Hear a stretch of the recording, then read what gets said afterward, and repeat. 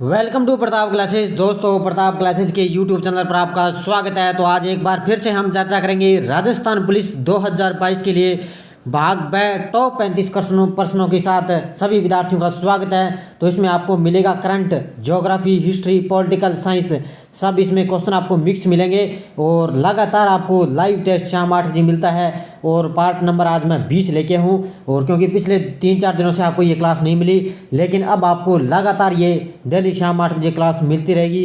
रोजाना महत्वपूर्ण प्रश्नों के साथ ये क्लास मिलेगी। तो यहाँ पे आप देख सकते हो कि हमारी तैयारी कितनी की है। तो सब क्वेश्चन आपको मिक्स मिलेंगे, क्योंकि मान के चलो आपके 10-12 दिन बचे हैं एग्जाम के लिए। 10 दिन मान के चलो बचे हैं, तो आज 2 तारीख हो चुकी है। तो लगातार आपको ये क्लासें अब मिलती रहेगी। तो टॉप 35 प्रश्नों की सीरीज के साथ सभी विद्यार्थियों का स्वागत है। स्टार्ट करते हैं। आज पहला क्वेश्चन देखिए, केंद्र सरकार द्वारा राजस्थान के किस जिले में MSME टेक्नोलॉजी पार्क की मंजूरी प्रदान की गई है? राजस्थान यानी कि केंद्र सरकार द्वारा, ये राजस्थान करंट का क्वेश्चन है, ध्यान से देख लेना। राजस्थान करंट का क्वेश्चन है, भी केंद्र सरकार द्वारा राजस्थान के किस जिले में MSME टेक्नोलॉजी पार्क की मंजूरी प्रदान की गई है? तो दौसा, जयपुर, भरतपुर या अलवर। तो राइट आंसर मुझे सारे विद्यार्थी देंगे। जितने भी साथ मेरे साथ लाइव जुड़े हुए हैं सारे विद्यार्थी, लगातार आपको ये क्लास मिलेगी शाम 8 बजे। और अब साथ साथ में कुछ सेकंडों का मैं आपको टाइम भी दूंगा, जिससे आप जवाब भी दे सकते हो, ताकि आपको पता चल सके तैयारी हमारी कितनी गई। राइट आंसर मुझे इसका क्या होगा? दौसा। ऑप्शन नंबर 1 इसका राइट आंसर हो जाएगा। दूसरा क्वेश्चन देखो, 20 सूत्री कार्यक्रम यानी कि विश्व का के उपाध्यक्ष यानी कि चेयरमैन बने हैं। 20 सूत्री कार्यक्रम के उपाध्यक्ष कौन है? महादेव सिंह खंडेला, दीपचंद खेरिया, डॉक्टर चंद्रभान और रेहाना रियाज चिश्ती। तो बताइए मुझे सारे विद्यार्थी, कुछ सेकंडों का आपको मैं टाइम दूंगा, जिससे आप कमेंट बॉक्स में मुझे जवाब दे सकते हो। तो बताइए मुझे 20 सूत्री कार्यक्रम के उपाध्यक्ष या चेयरमैन कौन है? तो ध्यान रखना, doctor Chandrabhan. Option number C इसका राइट आंसर हो जाएगा। अगला क्वेश्चन देखो, राजस्थान किसान आयोग के अध्यक्ष किसे नियुक्त किया गया है? महादेव सिंह खंडेला, दीपचंद खेरिया, डॉक्टर चंद्रभान या रेहाना रियाज चिश्ती। राजस्थान किसान आयोग के अध्यक्ष, बताइए मुझे सारे विद्यार्थी इसका जवाब। तो ध्यान रखना, राजस्थान किसान आयोग के अध्यक्ष हैं कौन है? महादेव सिंह खंडेला। ऑप्शन नंबर 1 इसका राइट आंसर हो जाएगा। 4 नंबर क्वेश्चन देखो, राजस्थान राज्य महिला आयोग के अध्यक्ष किसे नियुक्त किया गया है? राजस्थान राज्य महिला आयोग का अध्यक्ष किसे नियुक्त किया गया है? संगीता बेनीवाल, ममता भूमेश, कृष्णा पूनिया, रेहाना रियाज चिश्ती।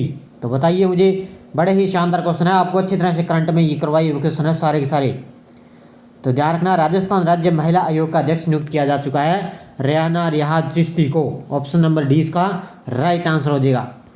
अब देखो इंडिया करंट का क्वेश्चन, ओलंपिक में स्वर्ण पदक जीतने वाली सबसे कम उम्र की एथलीट कौन है? ओलंपिक में स्वर्ण पदक जीतने वाली सबसे कम उम्र की एथलीट कौन है? मोमिजी निशिया, मार्जरी गेस्टिंग, मेरी हाना या हैंड जाजा। तो बताइए मुझे इसका राइट आंसर है। तो ध्यान रखना, सबसे कम उम्र की एथलीट है मोमिजी निशिया। ऑप्शन नंबर 1 इसका राइट आंसर हो जाएगा। 6 नंबर क्वेश्चन देखो, नौसैनिक अभ्यास अल मोहम्मद अल हिंदी 2021 किन 2 देशों की सेनाओं के मध्य हुआ है? नौसैनिक जो अभ्यास का नाम क्या है? अल मोहम्मद अल हिंदी 2021 किन 2 देशों की नौसेना के मध्य हुआ है? भारत ईरान, भारत अफगानिस्तान, भारत इंडोनेशिया या भारत और सऊदी अरब। बताइए मुझे, अल मोहम्मद अल हिंदी 2021। तो ध्यान रखना, ये हुआ है भारत और सऊदी अरब के बीच में। ऑप्शन नंबर डी इसका राइट आंसर हो जाएगा। अब देखो आगे, भारत में आर्थिक उदारीकरण किस वर्ष हुआ था? भारत में आर्थिक उदारीकरण किस वर्ष हुआ था? इसका जवाब दीजिए मुझे सारे विद्यार्थी। तो ध्यान रखना, ऑप्शन नंबर डी यहाँ पर 1993 है। Option number D. तो बताइए मुझे, भारत में आर्थिक उदारीकरण किस वर्ष हुआ था? तो ध्यान रखना, इसका राइट आंसर क्या हो जाएगा? ऑप्शन नंबर सी 1991 में। इन क्वेश्चनों को आप अच्छी तरह से पढ़ लेना। अगला क्वेश्चन देखो, 16 जाने माने महाजनपदों में सबसे महत्वपूर्ण महाजनपद कौन सा था? भी 16 जाने माने महाजनपदों में सबसे महत्वपूर्ण महाजनपद कौन सा था? मगध, कौशल, वत्स या अंग। बताइए मुझे राइट आंसर इसका। तो ध्यान रखना, मगध कौन सा था? ऑप्शन नंबर 1 मगध सबसे महत्वपूर्ण महाजनपद था। अगला देखो, हिमालय के किस भाग पर करेवा भू आकृति पाई जाती है? हिमालय के किस भाग पर करेवा भू आकृति पाई जाती है? कश्मीर हिमालय, पूर्वी हिमालय, या हिमाचल उत्तराखंड हिमालय या उत्तरी पूर्वी हिमालय। तो बताइए मुझे किस भाग पर करेवा भू आकृति पाई जाती है। तो यहाँ पे आपको तैयारी का पता चल जाएगा। 10 दिन मान के चलो एग्जाम के बचे हैं और आपको तैयारी का यहाँ पर बड़े ही शानदार आपको क्लास मिलती रहेगी। डेली आपको 10 दिन आपको क्लास मिलेगी कंटिन्यू। तो ध्यान रखना इसका राइट आंसर क्या हो जाएगा, कश्मीर हिमालय। ऑप्शन नंबर 1 इसका राइट आंसर हो जाएगा। ऑप्शन नंबर 1 इसका राइट आंसर हो जाएगा। अगला क्वेश्चन देखो, मैनग्रोव पादपों की ऋणात्मक गुरुत्वानुवर्ती जड़ें हैं। मैनग्रोव पादपों की ऋणात्मक गुरुत्वानुवर्ती जड़ें हैं, ये साइंस का क्वेश्चन है। प्रवाल लाभ मूल्य, स्वांगी कारक मूल्य या आद्रग्राही मूल्य या न्यूटन 4। इस तरह ही आपको एग्जाम में क्वेश्चन देखने को मिलेंगे। तो इसका राइट आंसर सारे विद्यार्थी देंगे मुझे। यहाँ पर आपको साइंस के क्वेश्चन आपको अच्छी तरह से याद होने चाहिए। तो ध्यान रखना इसका राइट आंसर क्या हो जाएगा, इसका राइट आंसर हो जाएगा न्यूमेटोफोर। ऑप्शन नंबर डी इसका राइट आंसर हो जाएगा न्यूमेटोफोर। अगला क्वेश्चन देखो, यदि मानव के नेफ्रॉन में हिलने के लूप अनुपस्थित हो तो निम्न में से क्या अपेक्षित होगा। अब क्वेश्चन को आप ध्यान से पढ़िए। यदि मानव के नेफ्रॉन में हिलने के लूप अनुपस्थित हो तो निम्न में से क्या अपेक्षित होगा। मूत्र अधिक गाढ़ा होगा, मूत्र अधिक पतला होगा, मूत्र निर्माण नहीं होगा, निर्मित मूत्र की मात्रा प्रकृति में मुश्किल से कोई परिवर्तन होगा। तो बताइए मुझे इसका राइट आंसर। सारे विद्यार्थी मुझे इसका जवाब देंगे।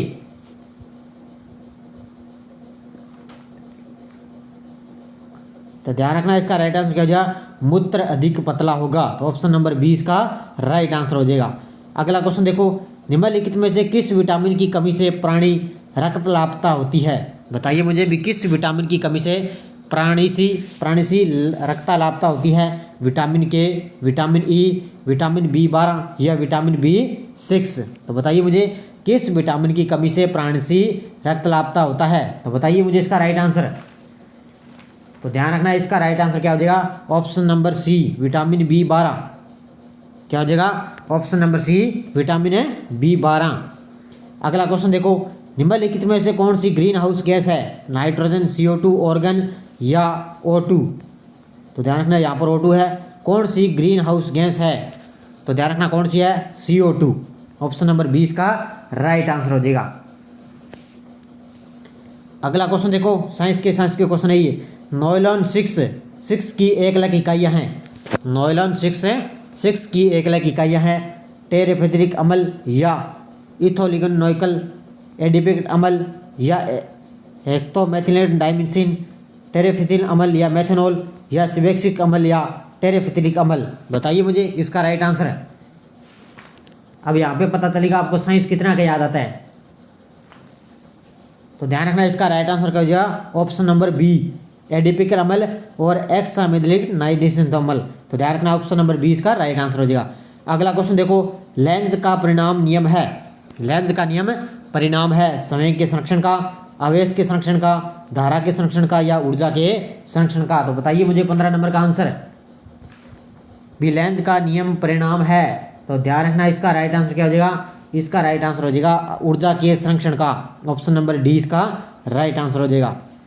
अगला क्वेश्चन देखो, दृष्ट धारा की आवृत्ति है, दृष्ट धारा की 50 हर्ट्ज, 0, 220 हर्ट्ज या है 100 हर्ट्ज। तो बताइए मुझे दृष्ट धारा की आवृत्ति कितनी है। यहाँ पर 100 हर्ट्ज है। बताइए मुझे 50 है, 220 है या 100 है। तो ध्यान रखना कितनी है, 0।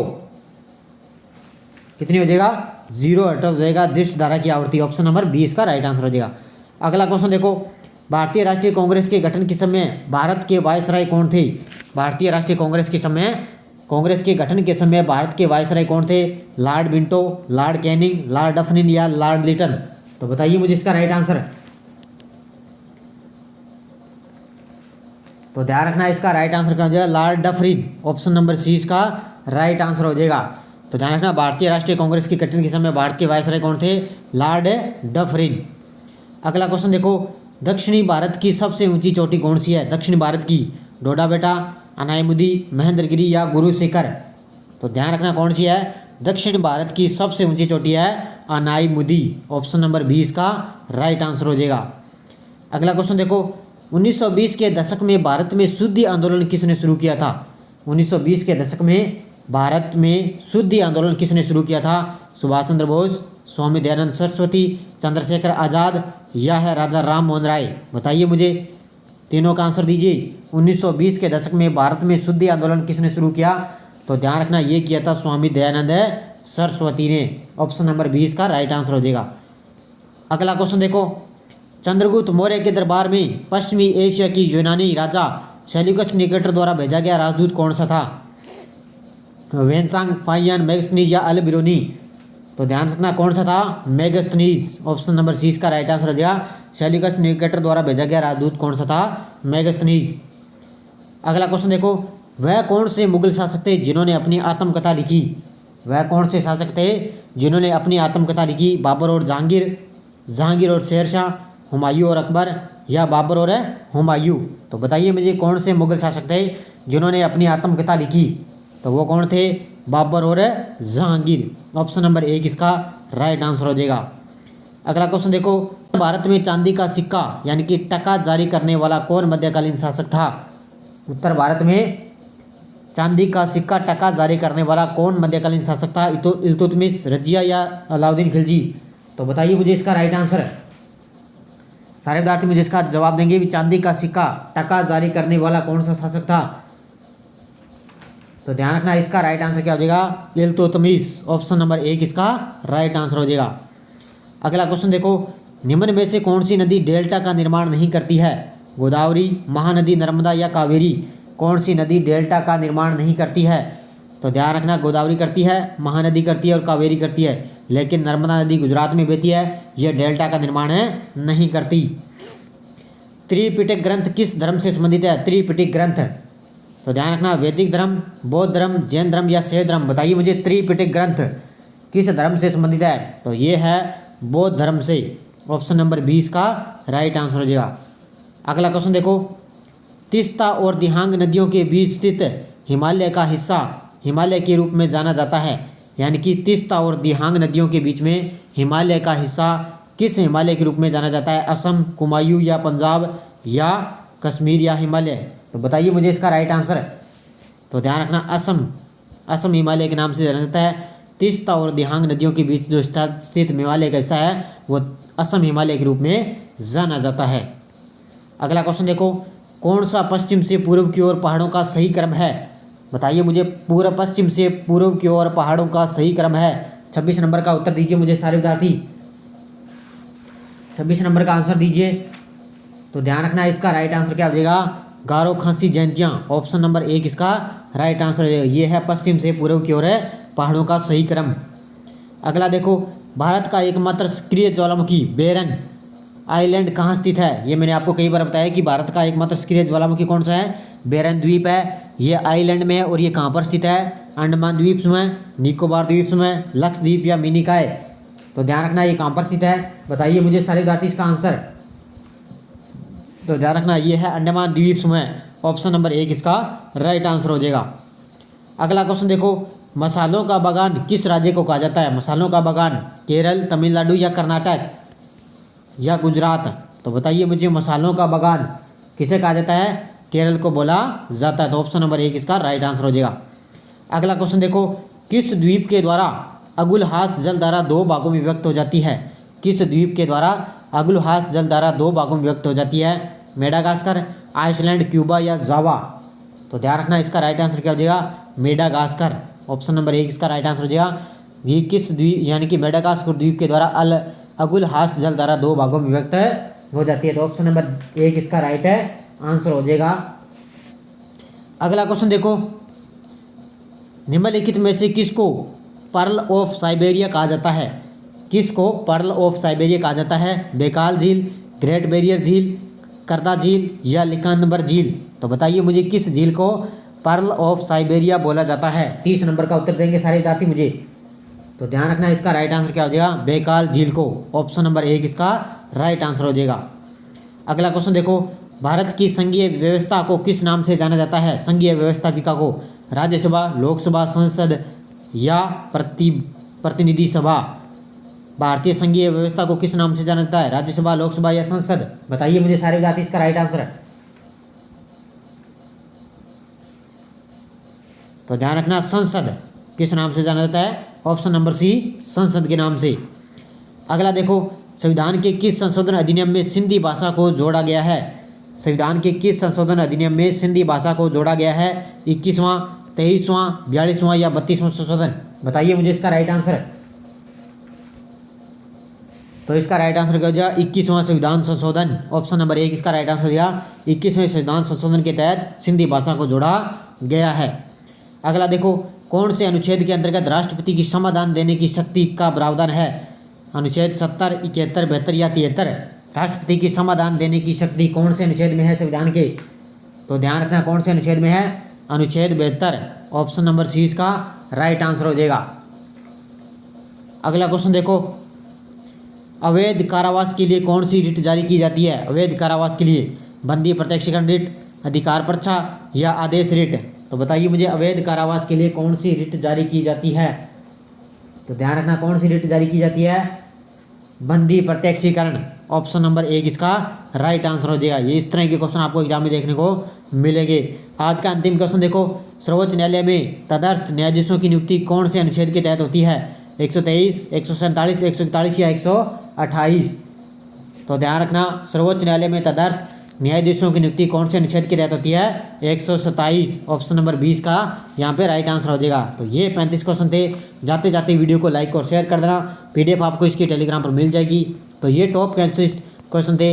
यहाँ से क्वेश्चन आपको एग्जाम में देखने को मिल सकते हैं। तो ये आपको यहाँ पे पता चलता है कि हमारी तैयारी कितनी क्या है, और लगातार आपको ये क्लासें उपलब्ध होगी अब, क्योंकि 10 दिन मान के चलो ये राजस्थान पुलिस के एग्ज़ाम के लिए बचे हैं। तो लगातार आपको ये क्लासें मिलेगी। अब मेरी आगे 9:30 पर आपको कंप्यूटर जीके की क्लास मिलेगी। धन्यवाद दोस्तों। जय हिंद, जय भारत।